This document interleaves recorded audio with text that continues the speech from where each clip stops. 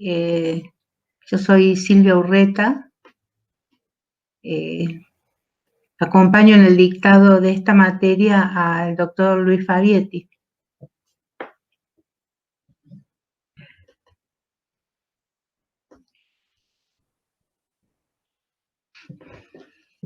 Esperemos un ratito a ver si se reúnen más personas para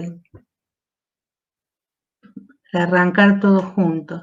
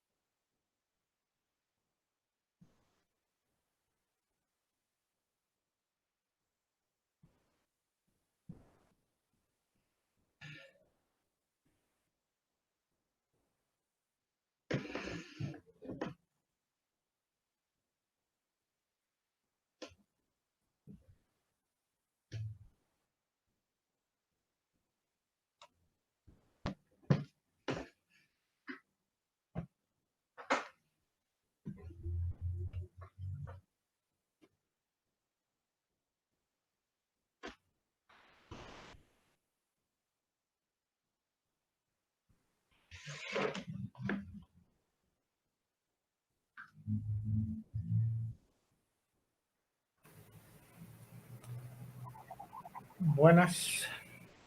Hola. Hola, sí, recuperé la luz. Bien, la luz ha vuelto a tu vida. Bien. Sí. Estábamos esperando un poco porque son 10 nomás. Sí. 10 personas. No sé si se conectará alguien más. Yo normalmente espero 34 y 35 arranco. Sí, eso pensé, sí. Los que después se vayan agregando. Bueno, les contamos lo que están. La clase de hoy la va a dictar la doctora Urreta. Y va a estar relacionada a tema de efectos lineales. En particular dislocaciones, y vamos a ver si la clase de hoy y la clase de mañana, vamos a ver cuánto les lleva. ¿Cómo le fue con los otros prácticos? ¿Algún comentario? ¿Cómo le fue con las clases prácticas? ¿Alguien que se anime? Cri, cri, cri. Sí. Nadie tiene nada que decir. Bueno, supongo entonces, Profe, a mí en particular con la clase pasada de práctico me pasó de que el profe nomás nos dio media horita de clase, nos dio la fórmula nomás para aplicar, como que nos dio la oportunidad para hacer un ejercicio en clase, pero es como que nadie habla, nadie se comunica. Yo no sé si están todos igual que yo, pero yo las últimas 2 unidades me costó un montón. Y si bien él nos dice que después nos saquemos dudas, pero en el momento de la clase yo no puedo tener dudas porque no los he hecho, los ejercicios, porque hay gente que no los guía. Está bien, sí, está bien.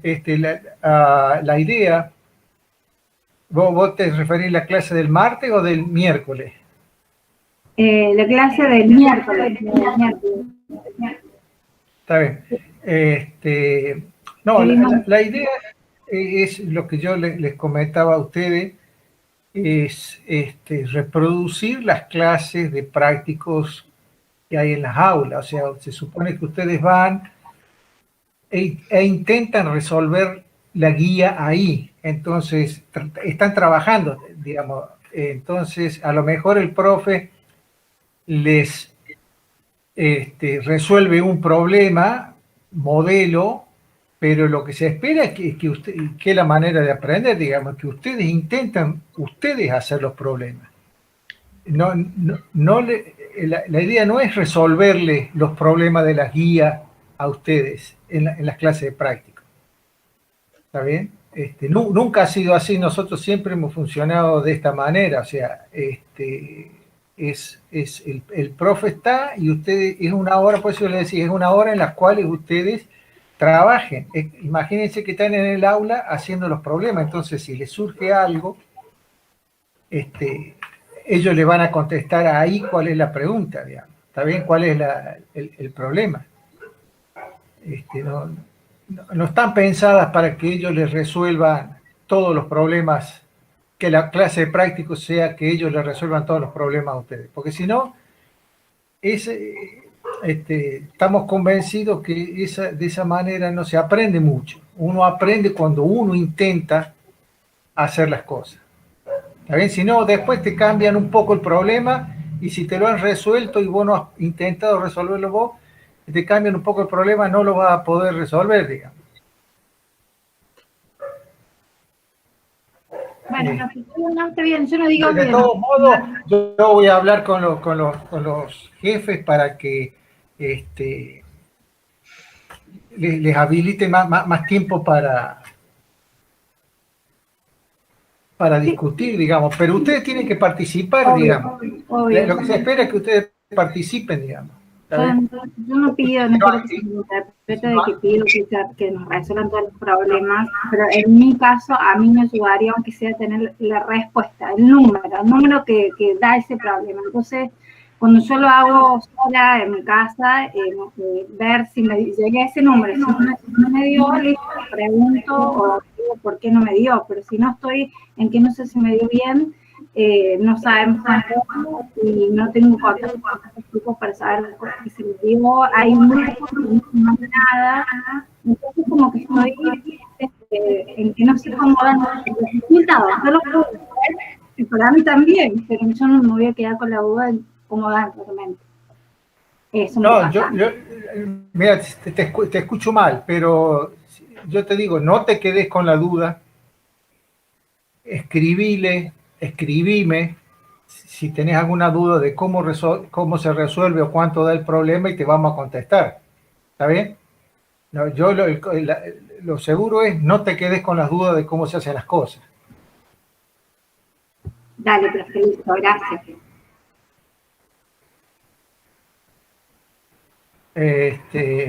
Bueno, yo creo que podemos empezar entonces. Sí. Fíjate si podés compartir vos, entonces si vos podés compartir pantalla.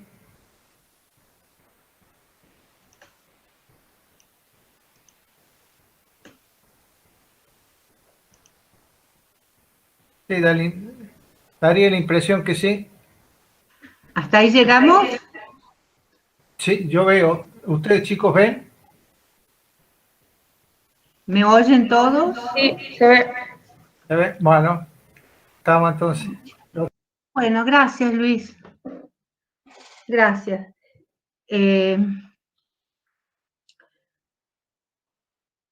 Con Luis hasta ahora han llegado a describir un cristal perfecto, ¿no? Con una simetría translacional, con sitios de red. En cada sitio de red uno coloca o un átomo o un arreglo de átomos o algún floripondio cualquiera, en general que se repite en 3 direcciones, cada una de ellas con un vector de red A, B o C. Entonces hemos construido la red perfecta.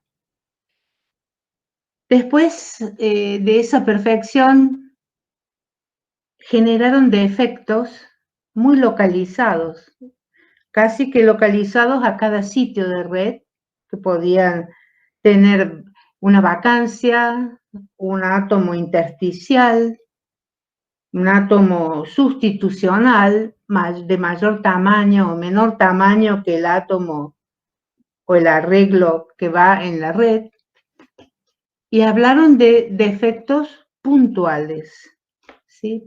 ¿Por qué también? Porque los campos elásticos los desplazamientos alrededor del defecto que dan origen al campo elástico tenían una simetría esférica. Entonces, bueno, por todos esos motivos uno llamaba defectos puntuales. Encontraron también que, curiosamente, ese defecto, que en principio supone un problema, una energía extra para formarlo en ese sitio, el defecto, esos defectos podían tener o tienen, de hecho, una concentración de equilibrio a cada temperatura, es decir, a una dada temperatura, mi red cristalina, en equilibrio termodinámico, tiene una dada fracción de sitios con un defecto puntual. En particular, fijemos ideas para las vacancias. Para cada temperatura, mi cristal, su estado de equilibrio, no es el cristal perfecto, es un cristal con una dada concentración de vacancia.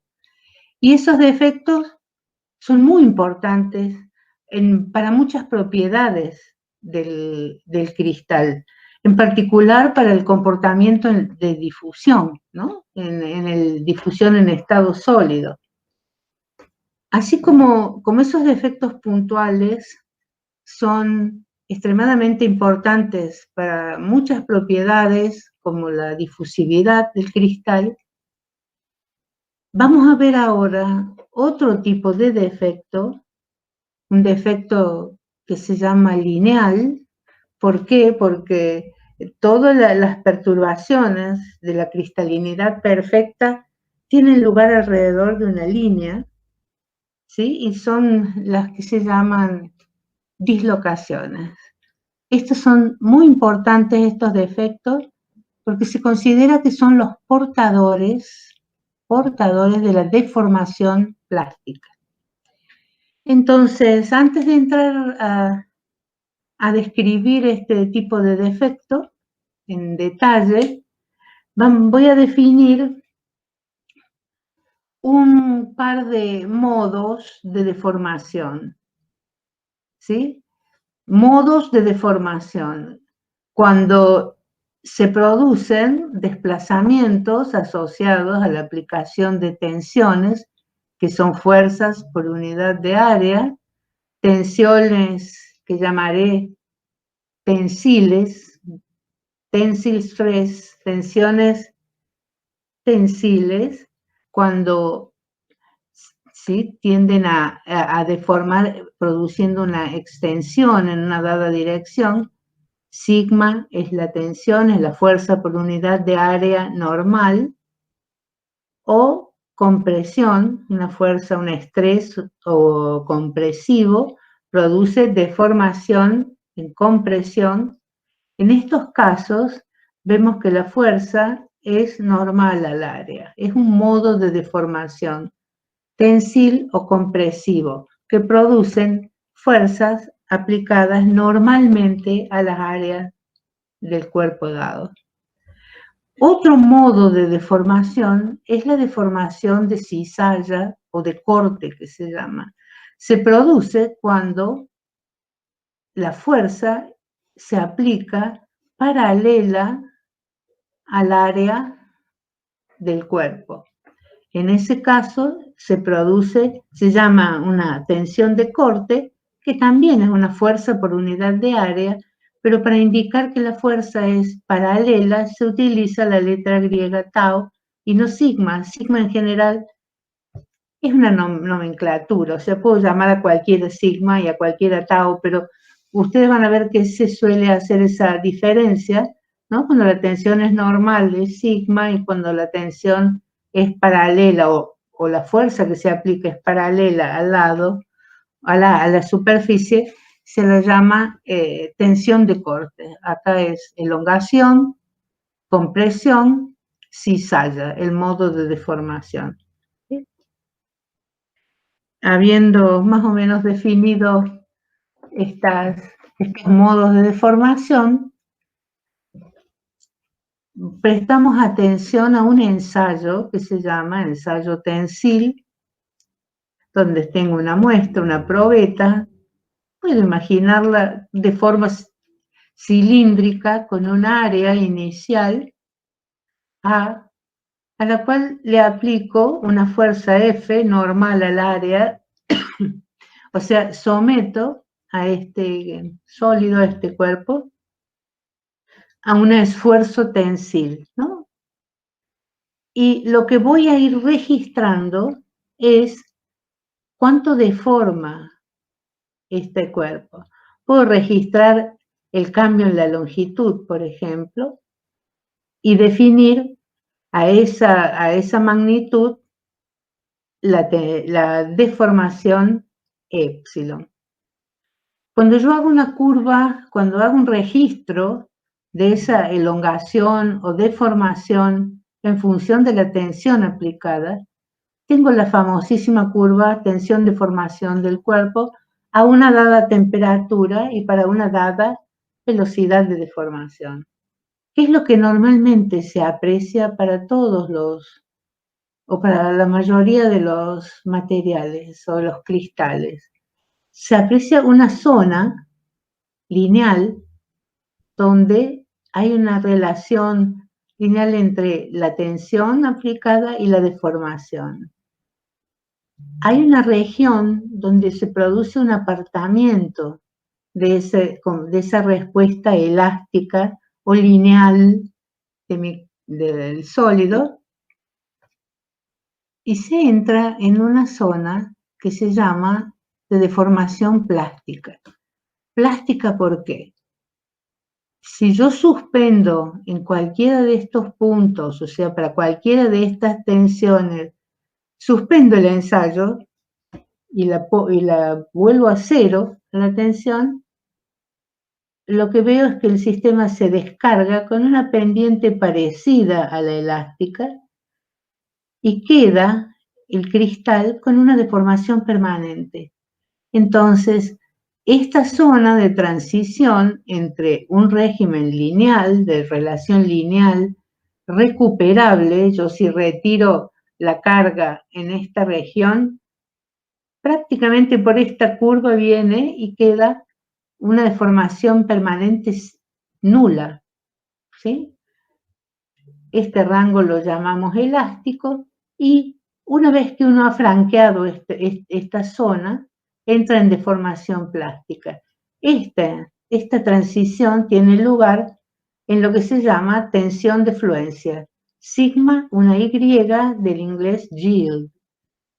La tensión de fluencia me indica o me hace que pase de un modo de deformación elástico a un modo de deformación plástico, donde al retirar la carga o anular la tensión aplicada vuelve la muestra a un estado con una deformación permanente. Si yo grafico el delta, ¿no es cierto?, la fuerza sobre el área inicial como sigma y el delta L sobre L como deformación, voy a ver que la curva pasa por un máximo, que es lo que se llama la máxima, ¿sí?, deformación uniforme o la máxima tensión que puede soportar esa muestra deformando uniformemente. Sigma U es la máxima tensión uniforme. Después lo que obtengo es que la muestra deforma aún cuando aplico valores menores de tensión, hasta que escucho crack y es que la muestra se ha fracturado.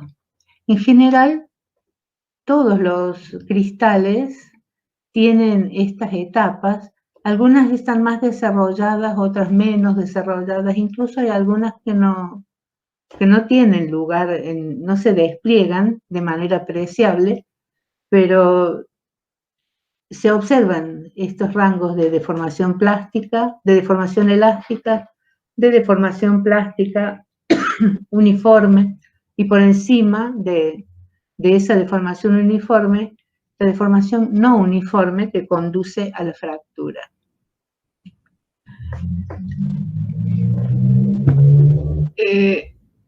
Lo que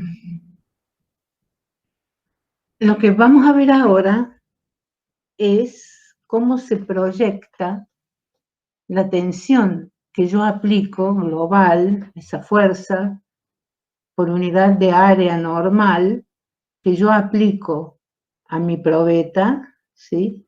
Cómo se descompone o cómo se proyecta esa fuerza sobre un dado plano en mi muestra, ¿sí? Y en una dada dirección en ese plano. ¿Por qué me interesa esto? Porque esta muestra no es un continuo, no es un continuo, es un cristal. Y un cristal que tiene, ustedes ya han visto, planos cristalográficos, planos más densos, planos, direcciones más compactas, planos compactos. Entonces, a mí me interesa, cuando aplico una tensión normal a un área, como por ejemplo esta fuerza normal al área, me interesa qué tensión tau paralela, ¿sí?, a un plano dado, cuya normal es n, es el vector n, cómo se resuelve, cómo se proyecta en este plano, en esta dirección, ¿no? La dirección que forma un ángulo lambda con la tensión aplicada. Dados estos ángulos, kappa y lambda, la tensión tau está dada por la tensión sigma normal por este factor angular, que es el coseno de estos dos ángulos, el ángulo entre la fuerza aplicada y la normal al plano que me interesa, y el ángulo entre la fuerza aplicada y la dirección sobre este plano que me interesa en particular. Entonces, este tau es sigma por el factor de Schmidt. Uno se pregunta, para una dada tensión aplicada, ¿qué plano y qué dirección tendrán el mayor factor de Schmidt? Porque entonces sobre ese plano y en esa dirección voy a tener la mayor tau o la mayor tensión de corte aplicada. ¿Está bien? Eso es una definición. Uno puede preguntarse qué sigma tengo que aplicar para que sobre este plano se alcance un tau crítico para iniciar algún tipo de desplazamiento o deformación en el plano. Estamos viendo elementos para poder describir la anatomía y la fisiología de estos defectos lineales que llamaremos dislocaciones. ¿Cómo surgen las dislocaciones? Son esos ejemplos que en la física de definiciones o elementos que se vuelven necesarios para resolver un problema experimental, para explicar resultados experimentales, y no se pueden ver o visualizar hasta muchos años después, ¿sí? Entonces, vamos a ver qué cuentas no daban y que hubo necesidad de crear las dislocaciones que después se pueden visualizar con microscopía electrónica. La gente decía, bueno, yo quiero deformar un cristal. Es decir, yo quiero de alguna manera mover una parte superior del cristal respecto a una parte inferior idéntica, ¿sí? Moviendo esta parte superior una dada cantidad con respecto a la inferior. Entonces decían, bueno, voy a definir este plano, un plano P, separados a una distancia A, que es el parámetro de red, imaginemos una red cuadrada. Entonces me pregunto yo, ¿qué tensión de corte tau tengo que aplicar para que deslice esta parte superior respecto a la parte inferior del cristal? ¿Cuál es el tau crítico? El critical result shear stress, la tensión de corte crítica resuelta sobre este plano P que tengo que obtener o que tiene que aplicarse para que deslice una parte del cristal respecto de la otra y quede deformado de manera permanente. Entonces, cuando uno estudia este problema, este es el desplazamiento de la parte de arriba respecto a la de abajo, paralelo a este plano, uno dibuja, ¿no?, el desplazamiento, esa energía, el trabajo que hay que hacer, es máxima acá, porque cuando he logrado que este átomo esté acá en la mitad, ya después pegar este átomo con este, cuando esto se ha desplazado, me vuelve a bajar la energía, ¿sí? Entonces, de un estado de energía con este átomo acá, lo desplazo, tengo que hacer un trabajo, ¿sí? La energía es máxima acá, y después se vuelve a pegar este con este, y me queda el cristal aparentemente igual que antes, pero con un pequeño desplazamiento de la parte superior respecto a la inferior. Si yo quiero saber las fuerzas, derivo esta energía respecto a la coordenada y me queda que acá está en equilibrio, la fuerza es 0, ¿sí? Y en A sobre 4 se pasa por un máximo de fuerza, en A sobre 2 queda en medio en equilibrio, y después, cuando ha deslizado un parámetro de red, A, volvemos a tener fuerza 0. Entonces, la máxima fuerza que hay que aplicar en realidad para mover la parte de arriba respecto a la de abajo es este tau máximo acá. Esta curva tau es la derivada de la energía potencial respecto de la coordenada. Uno ve que esta energía es periódica, la derivada, que es el tau, también va a ser una función periódica. Uno la aproxima por un tau 0, que es este máximo, por una dada frecuencia que tiene que ver con el parámetro de red, ¿sí? Uno define la deformación de corte gamma como este desplazamiento respecto al parámetro de red, ¿no? Es la tangente de este ángulo. Viene a ser la deformación gamma. Tangente de gamma es gamma, cuando gamma es pequeño. Entonces, U sobre A tiene esa dimensión de una deformación. Tomando pequeñas deformaciones, el seno del ángulo se aproxima por el ángulo, y uno llega a que más o menos la tensión para desplazar la parte de arriba del cristal respecto a la de abajo es más o menos el módulo de corte, el módulo elástico, mu sobre 2pi. Si uno refina un poco este cálculo con algunos detalles, llega a que la tensión crítica para empezar a deformar plásticamente un cristal sería más o menos el módulo elástico de esa magnitud dividido 30. Entonces, lo primero que se hace es comparar la tensión de fluencia de un material con este valor crítico que predice este modo de deformarse.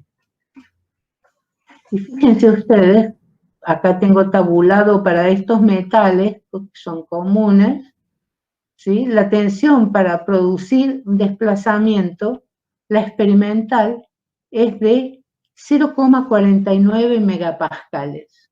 Megapascales es millones de pascales. Pascales son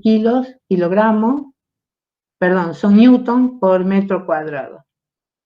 Entonces, experimentalmente, con medio megapascal en el cobre, logro deslizar una parte del cristal respecto de otra. El cálculo, haciendo módulo de corte sobre 10, ¿sí?, me da 10 al cubo megapascales. Hay 3 órdenes de magnitud, o 4, entre la teoría y el experimento. ¿Esto qué me dice? La manera en que estoy pensando que deforma un cristal, es decir, moviendo todos los átomos, track, uno, digamos, para mover un plano respecto de otro, no es la que sucede en realidad. No estoy moviendo toda una parte del cristal respecto de otra para lograr la deformación plástica o el deslizamiento. Hay otra cosa, el mecanismo es otro. Entonces ahí es donde, de esta necesidad de explicar el comportamiento, que surge el concepto de una dislocación. Se inventa, se concibe teóricamente un defecto que tiene las características estas, de producir deformación, deslizamiento de una parte del cristal respecto de otra, a tensiones mucho, 1000 veces menores que las que me produce este modelo, o que me da como resultado este modelo. Entonces, la respuesta son las dislocaciones. ¿Qué es una dislocación? Vamos a describir ahora la anatomía de una dislocación. ¿Cómo es este defecto? Visualizarlo en la red cristalina. Pensemos acá, este es un cristal perfecto, con sus planos, su parámetro de red. Vamos a tener dos tipos extremos de dislocación. Una la voy a definir metiendo en la mitad un plano extra. Este planito, lo que hice fue hacer un corte acá, romper las ligaduras entre estos dos planos, serrucharlas a todas las ligaduras, introducir este semiplano acá. El desplazamiento que he producido al meter este plano es el vector B, que tiene nombre propio, se llama vector de Burgers. Y esto, que está marcado acá con el versor L, es la línea de la dislocación, es donde termina este plano que he insertado en el cristal, ¿sí? Entonces, la línea de dislocación tiene la dirección de I, el desplazamiento que he producido al meter el plano, al insertar el plano es B, B es perpendicular a la línea de la dislocación. Fíjense, en toda esta zona hay una distorsión de la red. Acá hay una compresión de los átomos, acá hay una distensión de los átomos, acá hay tensiones compresivas, acá tensiles, ¿sí? Y todo alrededor de esta línea se me produce una distorsión. Esto es una dislocación de borde. Se llama dislocación de borde. Ahora, en el otro extremo, otro modelo de dislocación que puedo concebir topológicamente en los cristales, es la que se forma cortando, ¿no?, un plano hasta ahí, hasta la mitad del cristal, y en vez de introducir un plano extra, lo que hago es cortar, acá he cortado, y en vez de volver a unir por donde corté, corro todo en una dirección B y vuelvo a pegar los átomos. He producido un desplazamiento B y tengo acá, entrando al cristal, toda una línea, que es la línea de la dislocación. Esta dislocación screw o de borde tiene el vector de Burgers, o el vector de desplazamiento que he hecho para crearla, paralelo a la línea. Y esta dislocación de borde tiene el vector de Burgers, que es el desplazamiento que he hecho yo para insertar este plano extra, perpendicular a la línea. Son los dos tipos de dislocaciones extremas que hay en los cristales. Dislocaciones de borde con la línea perpendicular al desplazamiento que generan, y una dislocación de hélice o screw o tornillo cuando el desplazamiento es paralelo a la línea. Esas líneas constituyen los defectos lineales o dislocaciones. ¿Sí?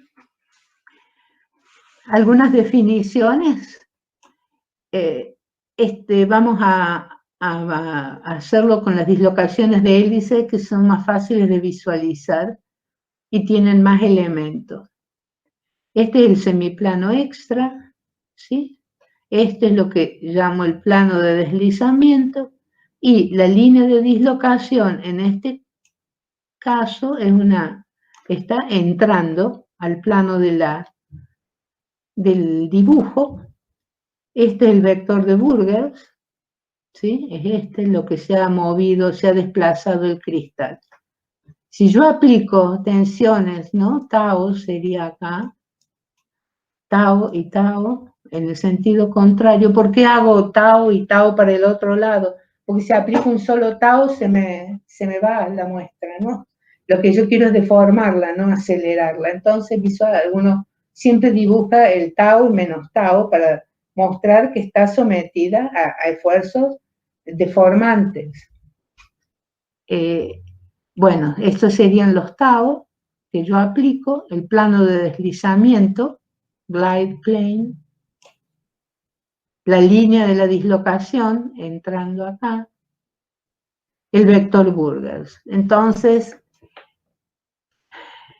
habíamos dicho que si el vector B es paralelo a la línea, tengo una dislocación screw, y si el vector B es perpendicular a la línea, es una dislocación de borde. Defino el plano de deslizamiento de una dislocación. Estoy subrayando, no tachando. Lo que pasa es que escribir con el ratón es un poco raro. El plano de deslizamiento es el plano definido por B y por L. Eso es lo que quiero definir. Entonces, dado una dislocación, tenemos una línea, tenemos un vector que es el desplazamiento que introduce ese defecto, y tenemos el plano de deslizamiento, es el plano definido por el vector de Burgers y la línea. ¿Sí? Acá, de acuerdo a la definición anterior, consideremos esta dislocación de hélice. Fíjense, yo tenía un prisma rectangular lo más bien, corté ahí, hice un corte hasta esta línea, y después, en vez de volver a pegar esta arista acá, los planos, corrí un plano para allá, un parámetro de red, y volví a pegar todo. Entonces tengo este es B, el desplazamiento B, y esta es la línea de dislocación, ¿no? Alrededor de la línea, esta es la línea. Si yo aplico esta tensión, sigma, tau, ¿para dónde se mueve la línea de dislocación? Imaginen ustedes que tienen eso corrido así y aplican los tau que estoy dando. La línea va a viajar para acá, ¿no es cierto? En esta dirección. Para allá. Y cuando llegue al final del cristal, ¿cuánto se ha desplazado la parte de arriba respecto a la de abajo? Esto. ¿Y a qué es igual esto? ¿Esto qué es? Es el vector de Burgers.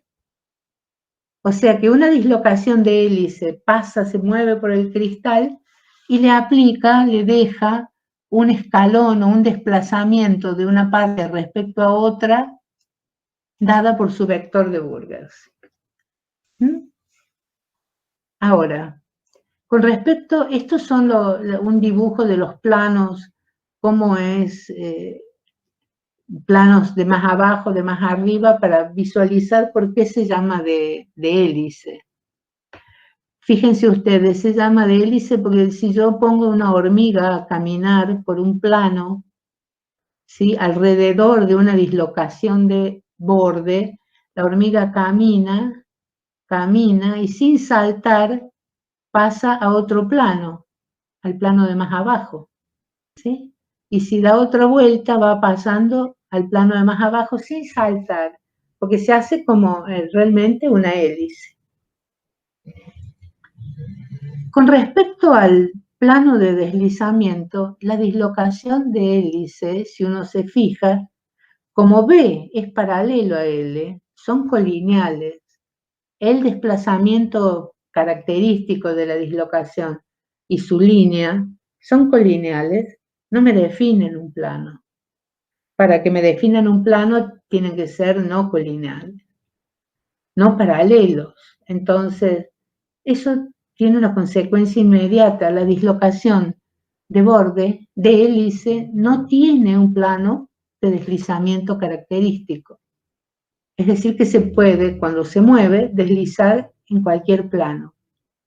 No así la dislocación de borde. La dislocación de borde tiene un plano de deslizamiento. Es el definido por la longitud y el vector de Burgers. Y se mueve, desliza en ese plano y no en otro. Si quiere cambiar de plano para moverse, deslizar en otro plano, tiene que ser un plano paralelo al que definen B y L, pero el cambio de un plano a otro no se puede hacer por deslizamiento, porque esa dislocación no desliza fuera de esa familia de planos. Eso es muy importante cuando uno tiene procesos o fenómenos que dependen de la movilidad de la dislocación. Esto es un dibujito interesante para visualizar cómo en un cristal perfecto comprimo esta parte y cuando esto lo uno con esto, tac, tac, tac, todos van cambiando, me queda este escalón que es B y me queda esta dislocación, ¿sí? Que le pongo ese angulito ahí para mostrar, para indicar que ahí está la dislocación. Si yo sigo aplicando el tau, el esfuerzo de corte, este es el plano de deslizamiento de esa dislocación. Fíjense ustedes, con la aplicación de esta tensión, ¿sí?, esto viene para acá y esta ligadura se va a desatar y va a venir acá, ¿no? Este átomo se va a ligar con el de este plano. Entonces acá me va a quedar el plano así, esta ligadura rota y voy a tener la dislocación acá. Y así, ese mecanismo de rotura y rearmado de ligaduras localmente va a hacer que esta dislocación deslice. Va pasando hasta que sale del otro lado. Y miren cómo el movimiento de esa dislocación me deslizó un vector B, la parte de arriba del cristal respecto de la de abajo. Este es el mecanismo y no el que yo analicé de que todos los átomos a la vez van a romper la ligadura y van a hacer track, pasar y ligarse con el que tiene encima. Eso es muy costoso energéticamente. En cambio, ir rompiendo y rehaciendo ligaduras localmente, ¿sí?, local, alrededor de la línea del defecto, es el que me permite describir el valor de la tensión esa de corte crítica para producir el deslizamiento que habíamos calculado.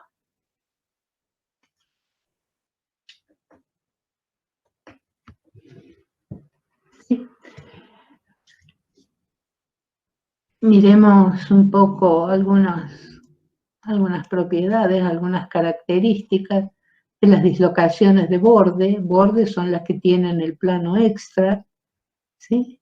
Es lo que decíamos recién. Esta, si yo aplico este tau, esto tiende a irse para allá, esto para acá. Entonces, ¿qué va a pasar? Esta ligadura que está originalmente así, porque la dislocación está acá, con este esfuerzo se va a romper y voy a armar esta ligadura y la dislocación me va a quedar acá, ¿sí? Y así la voy haciendo pasar por todo el cristal. Si yo analizo el movimiento de esa dislocación de la línea, pienso que el defecto es la línea, fíjense que muy fácilmente puedo darme cuenta que ese defecto se mueve en un potencial periódico que tiene el periodo del parámetro de red. Es como un potencial de Peirce. Yo lo que digo es, bueno, tengo mi dislocación que la voy a representar así en un diagrama de energía, ¿no es cierto? Veo que para moverse en el cristal va a tener que pasar por máximos y mínimos, que es el potencial periódico que le muestra la red en el plano de deslizamiento. ¿Sí? Estos se llaman los picos de Peirce, los valles de Peirce, y una dislocación cuando no está sometida a ningún esfuerzo va a tender a estar en los valles de Peirce. ¿Sí? Entonces, estos defectos se mueven en planos compactos en general y en direcciones compactas, y ven en el plano de deslizamiento un potencial periódico que se llama potencial de Peirce. ¿Alguna pregunta hasta ahora?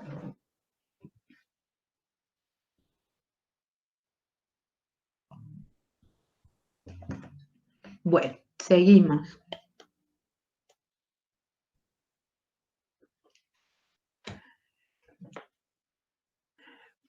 Una dislocación. ¿Dónde se sitúan las dislocaciones? ¿Cuáles son los planos de deslizamiento? Los planos de deslizamiento favorables energéticamente son los planos compactos de la estructura. ¿En qué dirección desliza preferentemente en una dislocación? Hay direcciones en las cuales es mucho más económico energéticamente deslizar, que son las direcciones compactas. Un plano dado con todas las direcciones posibles de ese plano es lo que se llama un sistema de deslizamiento. ¿Sí? Entonces, este sistema de deslizamiento es un conjunto de planos y direcciones de deslizamiento. ¿Cuáles son las direcciones de deslizamiento favorables energéticamente? Las direcciones compactas en el cristal y deslizan sobre los planos de mayor densidad atómica. El deslizamiento ocurre, como dice acá, donde hay menos fricción en la red, en los planos donde la red ofrece la menor fricción y uno puede realmente mover el defecto con la menor tensión de corte, o sea, con valores de tau crítico bajos. Esos sistemas de deslizamiento se pueden expresar así, con la nomenclatura de Miller, de los índices de Miller, en las estructuras centradas en las caras cúbicas, las FCC. Los planos de deslizamiento, ¿cuáles son? Los planos compactos, ¿cuáles son? La familia de los 1-1-1. Y las direcciones compactas sobre estos planos, las 1-1-0. Hay 12 sistemas de deslizamiento, 12 planos con direcciones distintas. Las estructuras centradas en el cuerpo.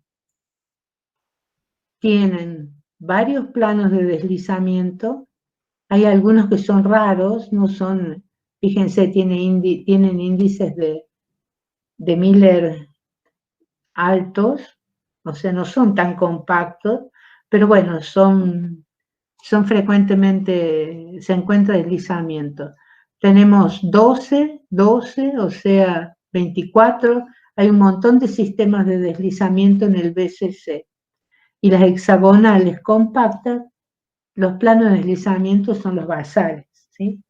Son las bases, los normales al eje C. Y hay 3 sistemas de deslizamiento y es en la dirección de A, de los vectores del hexágono de la base, ¿no? Del prisma hexagonal.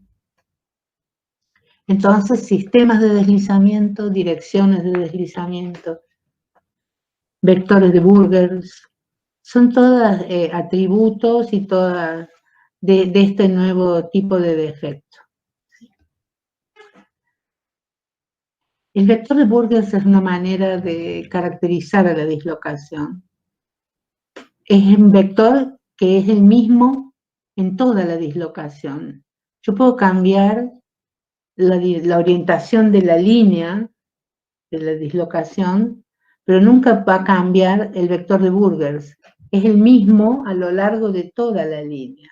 Eso es una cosa que quiero que piensen y que vean que tiene sentido. Se define de una manera convencional, ¿no es cierto? Uno tiene, por ejemplo, esta dislocación acá de borde. ¿Cómo defino el vector de Burgers? Bueno, si el cristal fuera perfecto, yo hago un circuito que se llama circuito de Burgers y hago 2 para acá, 2, 4, 5 para abajo, 4 para la izquierda, 5 para arriba y cierro el Burgers, el circuito. Allí no hay encerrada ninguna dislocación. Ahora, si en el mismo sitio sí hay una dislocación, yo hago 1, 2, 3, 4, 1, 2, 3, 4, 1, 2, 3, 4, y cuando vengo acá no cierra. Lo que me hace falta para cerrar es el vector de Burgers. Son todas convenciones, es para que sepan que es un circuito de Burgers, es algo que las direcciones y los signos son convencionales. Es contra clockwise o counterclockwise los sentidos para dar los signos. ¿Sí? Acá lo tienen más claro cuando lo estudien. ¿Sí? Acá están los elementos, ¿ven? La parte que es convencional. Uno mira el ojo así y tiene el circuito, es en sentido de las agujas del reloj.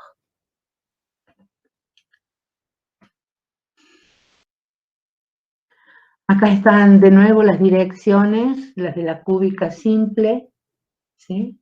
Son esas direcciones, no tiene planos de estos, ¿no? Compactos, son direcciones compactas y planos compactos. Esto viene a raíz de la definición del vector de Burgers.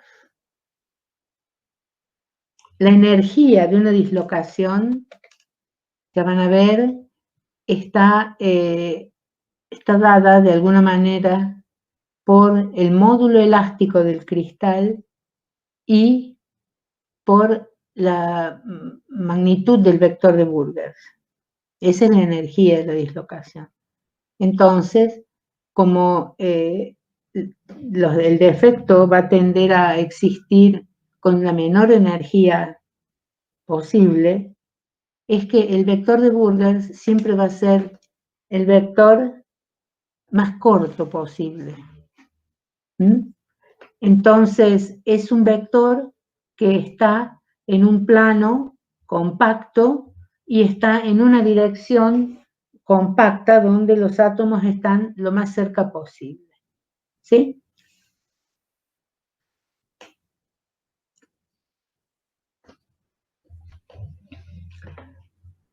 Como siempre, uno define los extremos, las configuraciones totalmente puras de dislocación de hélice, dislocación de borde, pero la realidad es que las dislocaciones son mixtas.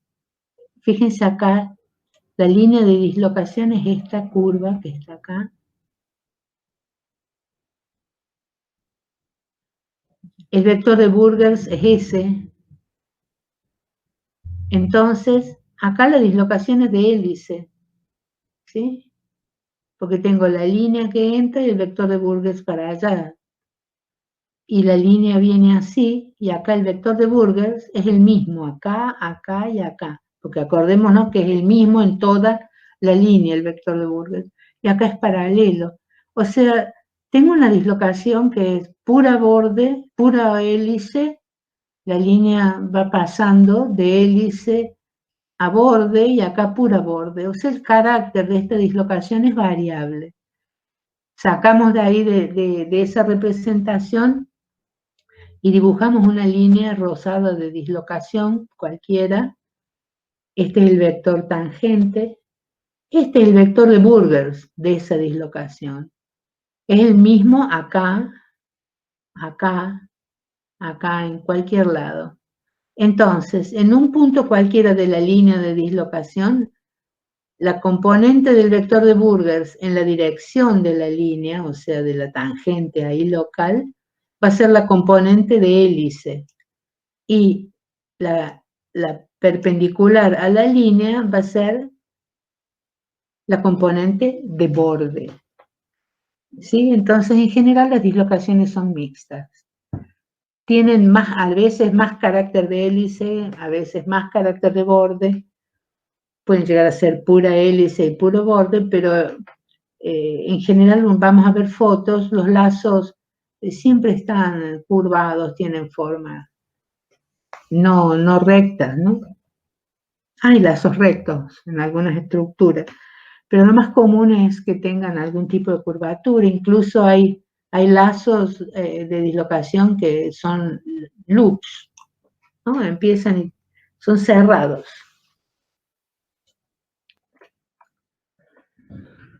Cuando uno hablaba de concentración de vacancias o de intersticiales, la medía esa concentración en qué fracción de sitios de la red estaban vacíos en el caso de las vacancias.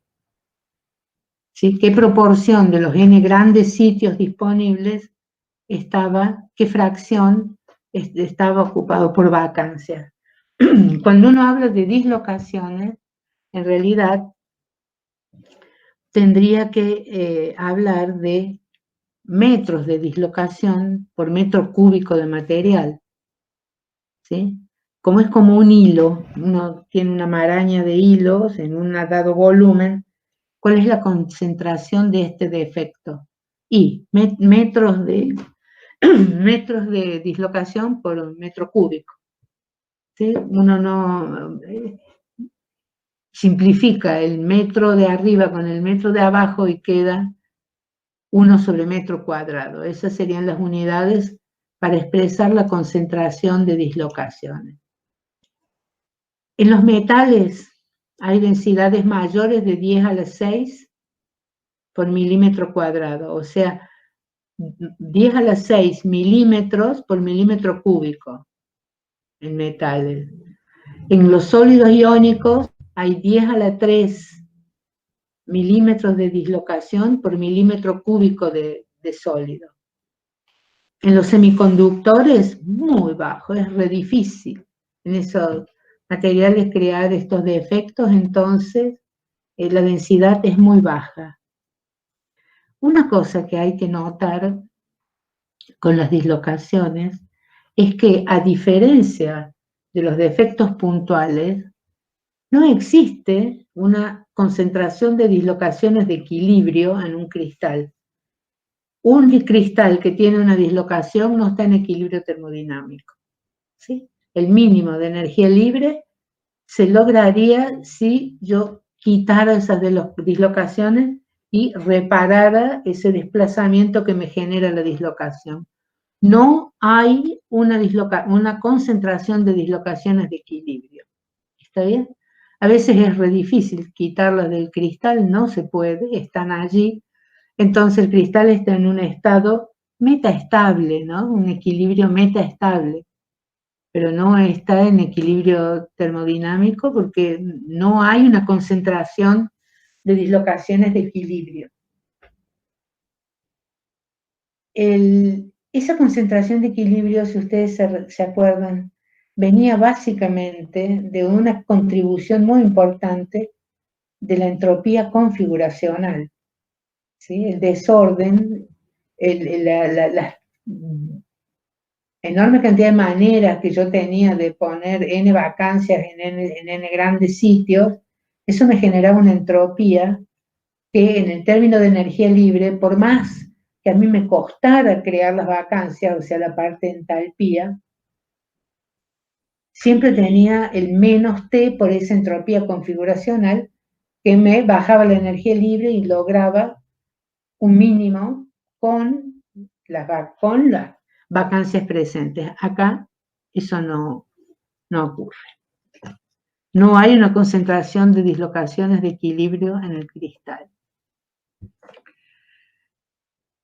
Ya vamos a ver más adelante con más detalle cómo se genera este contraste.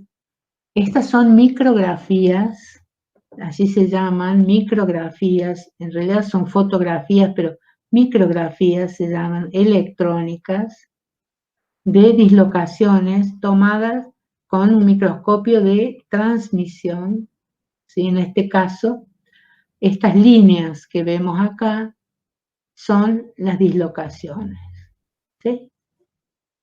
Ven que algunas están curvadas, otras están más rectas, ¿sí? Estos son lazos o dislocaciones helicoidales, ¿sí? En este caso es aluminio-magnesio, y en este caso es un titanio, una aleación de titanio. Antes ponían la escala, porque una foto si no tiene escala no sirve, a menos que tenga alguna referencia para que uno pueda apreciar el tamaño de las cosas. Una foto tiene, digamos, es más artística que información científica si no tiene la escala. Antes le ponían 43.000 por. Eso es una porquería, porque el que va leyendo dice, oh, por 43.000, tiene que tomar el lápiz y hacer la regla de 3. ¿Se dan cuenta? Sí. ¿Se dan cuenta? Un minutito, por favor.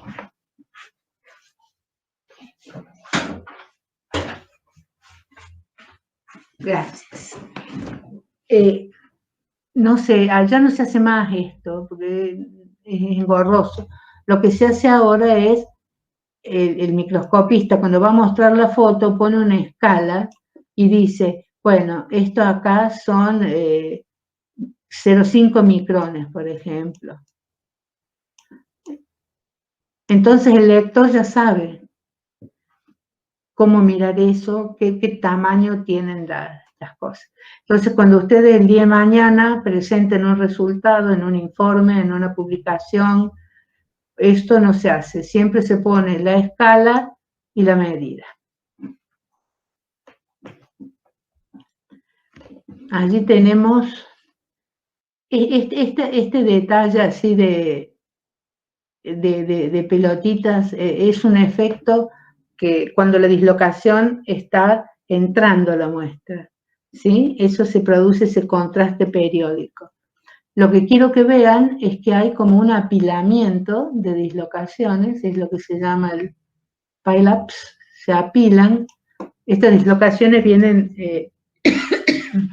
deslizando, encuentran un obstáculo y no pueden seguir deslizando, y las que vienen atrás se van apilando y forman estos apilamientos.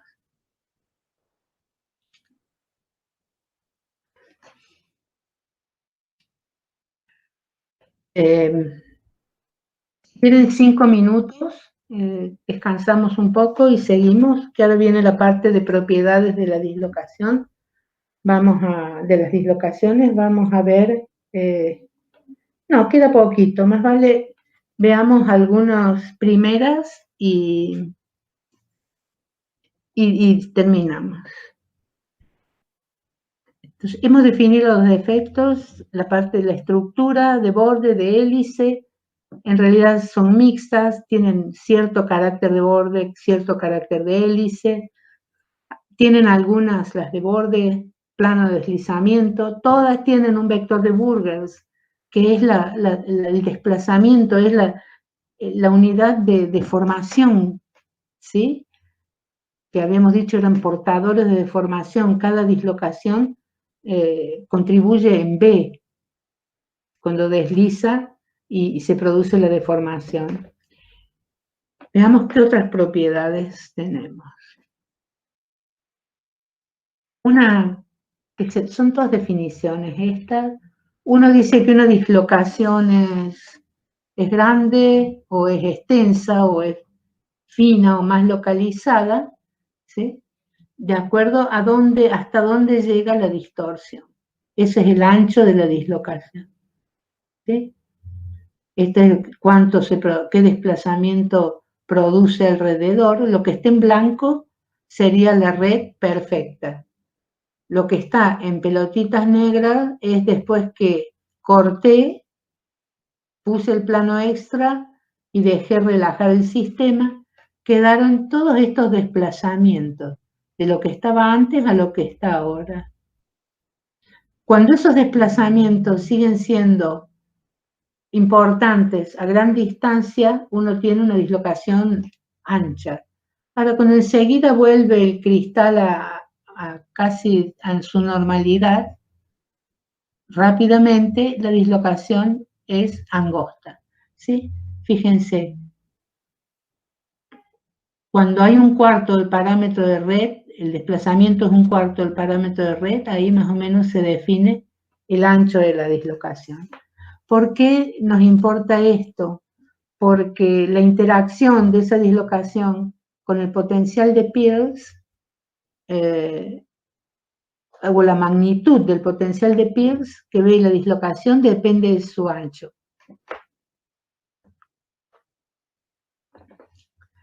¿Qué es el core de la dislocación? El core de la dislocación es la zona de esta distorsión. ¿Ve? Acá es ancho. Acá está más localizado. Ese es el core. Acá está disociada. Hay como si hubiera una dislocación, acá no, y acá hubiera otra. Esta ya la vamos a ver.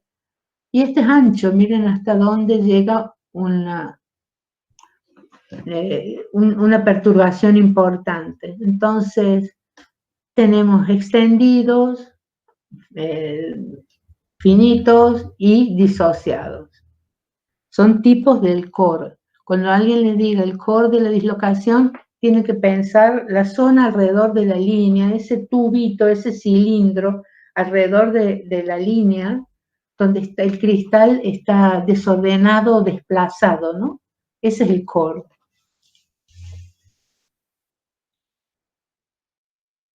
Bueno, esto es lo que habíamos hablado de los valles de Peirce, ¿no? Este es el potencial que ve una dislocación que desliza. Cuando está en equilibrio, está acá.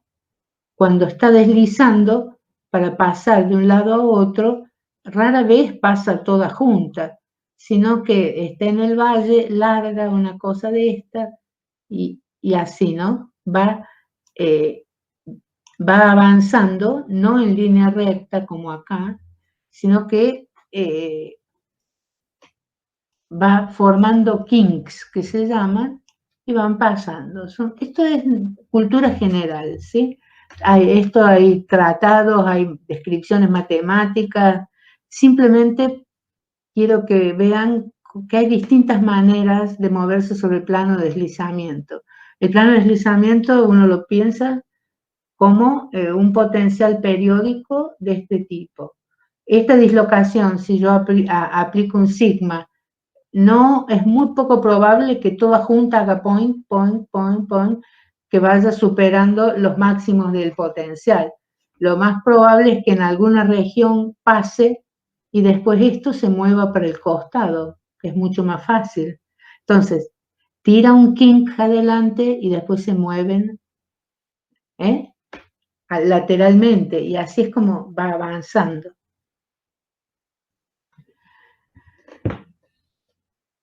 A ver, esto.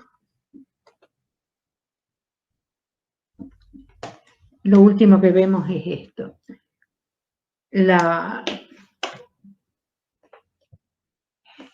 Vieron que los defectos puntuales, al instalarse en el cristal, producen alrededor de ellos desplazamientos del cristal de las posiciones de equilibrio. Esos desplazamientos de la posición de equilibrio son deformaciones, ¿no? Esas deformaciones, si están en un rango que no son demasiado severas, son deformaciones de tipo elástico, es decir, puedo pensar en toda la red atada por resortes que genero el defecto puntual. Imaginen ustedes, pongo ahí un átomo mucho más grande que el que tiene que ser. Ese átomo me produce desplazamientos, comprime los resortes de las ligaduras, ¿no es cierto? Y se me produce como un campo de desplazamientos, que es el campo de formaciones o de tensiones elásticas. Las dislocaciones también producen a su alrededor campos de tensiones, ¿sí? En el caso de las dislocaciones de hélice, que son tan simétricas tienen alrededor de la línea, ¿sí? Este es el vector de Burgers, esta es la línea de la dislocación en el eje Z, el campo que tienen, el campo elástico, no depende de Z, porque me voy moviendo y la línea es la misma, o sea, no hay componentes del campo en la dirección Z. Sí hay componentes en la dirección θ, ¿sí? Y hay una simetría acá en θ. No, la veo igual a la dislocación de borde de cualquier valor de θ sobre este plano normal, a la línea. Entonces, las únicas componentes que tengo son esta, sigma θ z, que es lo mismo que sigma z θ, que tiene esta expresión, que es sigma θ z. ¿Cómo se lee este elemento de la matriz de tensiones o el tensor de tensión? Es la tensión normal a un plano θ en la dirección z. O sea, sería la normal, la tensión aplicada normal al plano θ, ¿sí? O sea, normal a este plano en la dirección z. Y esta otra sería la tensión aplicada en un plano normal a z en la dirección θ. Bueno, esas son cómo se interpreta, y tiene esta expresión. Esto es el módulo elástico. O sea, un material que tiene un módulo de corte, no el de Young, sino el de corte mayor, las dislocaciones tienen más energía. El campo de tensiones es más importante. El campo de tensiones también depende del vector de Burgers, de la dislocación. Y las componentes de la tensión o el campo de tensiones, esto es crucial, decae como 1 sobre R. Si yo estoy cerca, me acerco, hay un incremento en el valor de las tensiones. Ahora, si yo me alejo de la línea, esas tensiones decrecen como 1 sobre R. Recuerden, el campo de una carga puntual, según la ley de Coulomb, cae como 1 sobre R. ¿Sí? Entonces, Cuando yo estoy lejos de una línea, suficientemente lejos de una línea de dislocación, no veo su campo de tensiones. Entonces no veo la dislocación. ¿Cómo interactúa, por ejemplo, un defecto puntual con una dislocación? ¿Ven los campos de tensiones? Si uno en un punto tiene un campo de tensiones que es compresivo y el otro es dilatacional, bueno, hay una interacción ahí y se reduce la energía, interactúan los defectos por sus campos de tensiones. En el caso de la dislocación de borde, no tiene esa simetría simutal como tiene la dislocación de hélice. ¿Por qué? Porque el semiplano está, el semiplano está en una parte del ángulo tita, ¿no? Entre 0 y pi es una cosa, y entre pi y 2pi es diferente. El plano extra está en una parte. Entonces las componentes, uno tiene componentes radiales y tiene componentes en la dirección de tita que tienen funciones periódicas, ¿sí? Tenemos funciones periódicas, van a cambiar de signo cuando tita esté en el primero, segundo cuadrante, tercero, cuarto cuadrante, van a tener distintos signos. Esta es la razón de Poisson, volvemos a tener el vector de Burgers, el módulo elástico, ¿sí? Salvo por esto, fíjense que es mu por b sobre 2πr. Mu por b sobre 2pi, esto es un factor que hace a la dislocación de borde. El 1 sobre r, o sea, la dependencia radial, siguen decayendo, pero hay una cuestión de signo. Un campos compresivos acá y dilatacionales acá. Eso cuando ustedes estudien bien la función, fíjense cómo predice distintos signos, o sea, compresiones y dilataciones dependiendo del ángulo tita. Bueno, vamos a dejar por hoy acá. ¿Alguna pregunta?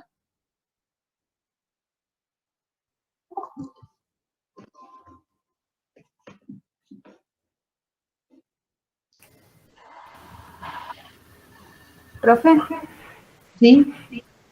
yo quería saber si las dudas de las guías prácticas podemos enviárselas a los 4 mail, digamos, o sea, a los 4 profesores. Sí. Sí. Sí, Sí, en principio están para Rubén y Sebastián, pero eventualmente la pueden mandar también a nosotros. Sí. Okay, si hay una gracias. duda generalizada que están preocupados porque hay una parte que no se entendió, avisen, porque vemos de explicarlo de otra manera o hacer algunos ejemplos.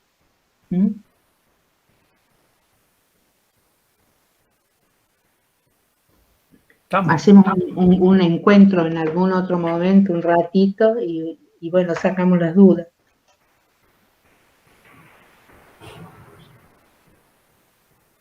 Mañana seguimos entonces con las propiedades. Bien. Bueno, chicos, están liberados hoy entonces.